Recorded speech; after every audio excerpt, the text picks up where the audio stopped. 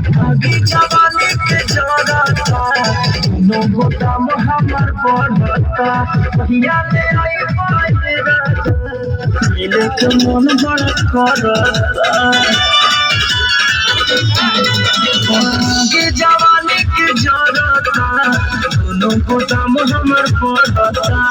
भैया ले आई पाए मिले के मन बड़ा करता सोच सोच पछतात बानी रहनी हथवा मीज के